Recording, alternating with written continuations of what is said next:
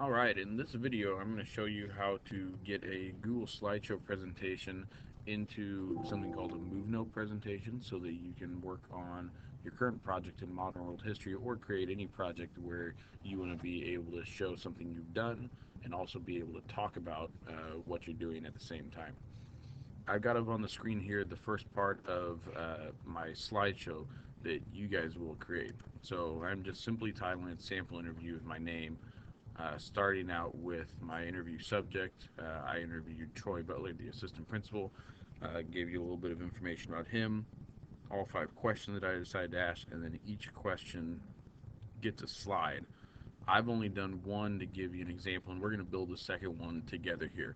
So this is kind of what a slide will look like at the end. I'm a big fan of visuals, and I hope that I think that they help me learn. I think they help everybody learn. So I like to work in pictures whenever I can. Um, so part of my answer to this question, when did you know you wanted to be a teacher? I actually just gave my answer here. Um, and part of when I knew was when I decided to go to the Florida Everglades on a college trip, and it totally changed my mind. So this picture right here is a trip of the, or a picture of the Florida Everglades from a helicopter above. Um, so any way you can work in visuals, always good. So the end product could look like this. If we build the next slide, who did you look up to when you were a student? As you're thinking about what you type, you need to take good notes of what the interviewee says. Even think about recording their interview so that you can go back and listen to it again. You don't want to just type out word for word what they said because that's boring and that's not a good interview skill. But you want to kind of summarize what they did.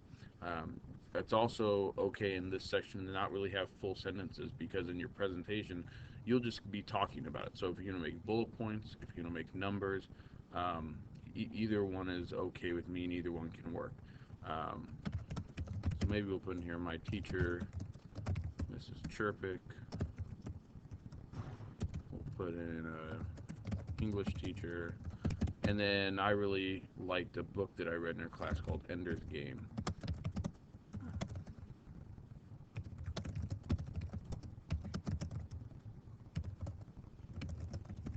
And we'll get a little bit of info about that there.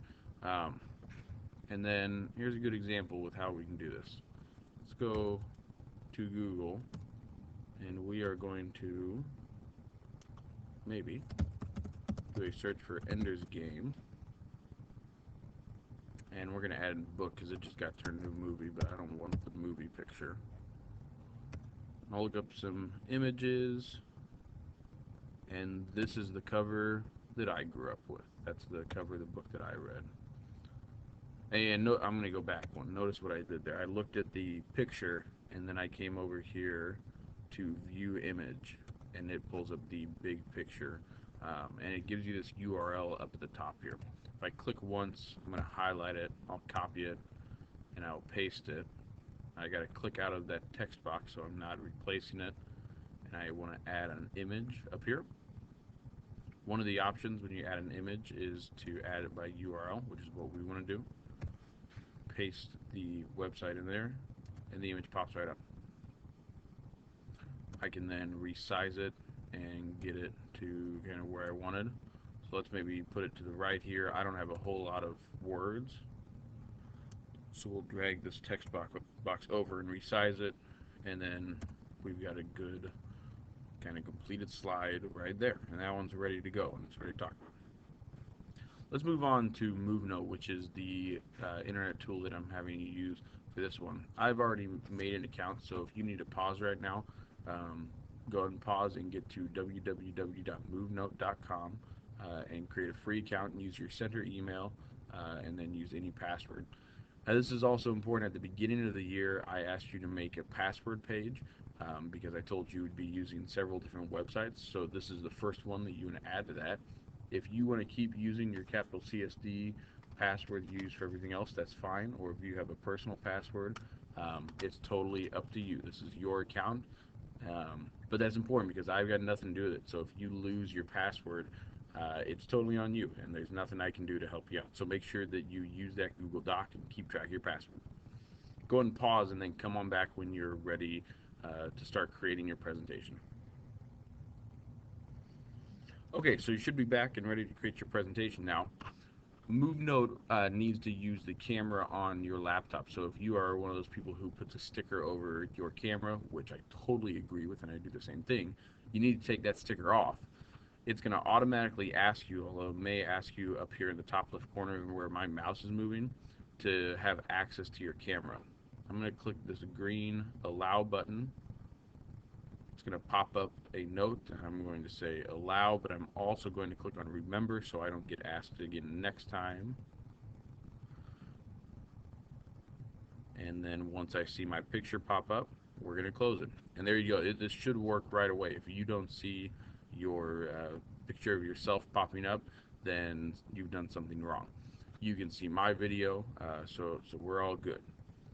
I'm going to click continue, and we're good to go. The way Movenote works, as you see my video continue to go, the way Movenote works is your self video, like you see on the screen of me, is going to go at the same time and at the same pace as whatever you put on the left side. In this case, a Google slideshow presentation. So let me show you how to do that now. When I left click, it gives me an option for computer or Google Drive. So I want Google Drive because I made a Google slideshow. If you just made a PowerPoint, you would just upload. It is going to want me to sign in, and I don't want my personal account. I want my center account. I will need to allow it, and we should be good. All right.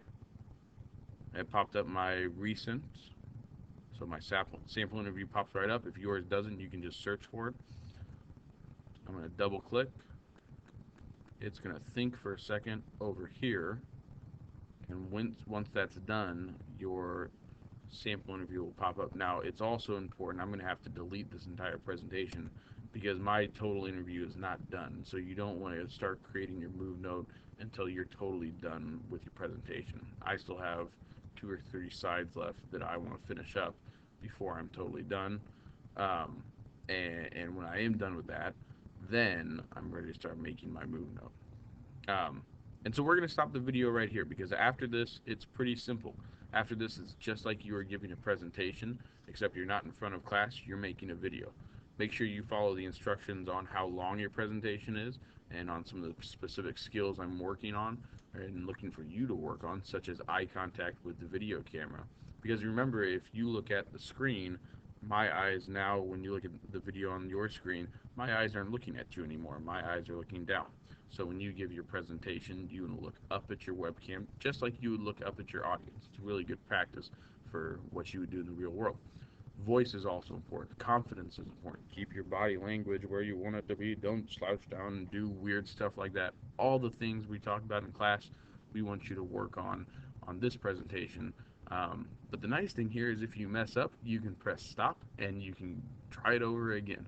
Um, so we'll give you a little bit of class time to do this, but if you are like me, you're probably going to want to do this somewhere where you can be alone and where you can kind of not have any distractions. So I would suggest the library. You can go in before school or after school, and they've got some rooms off to the side where you can kind of get away from everybody else and shut the door and feel like you have some privacy, especially those of you who don't have internet at home. That's going to be really important to do that uh, in the library before or after school, or come to my classroom before or after school and do your recording, because Movenote is an internet website and it does require internet for you to access. If you have any questions, as always, feel free to email me or come in and ask me, and I'd love to help you out. I'm looking forward to seeing your presentations here. Good luck.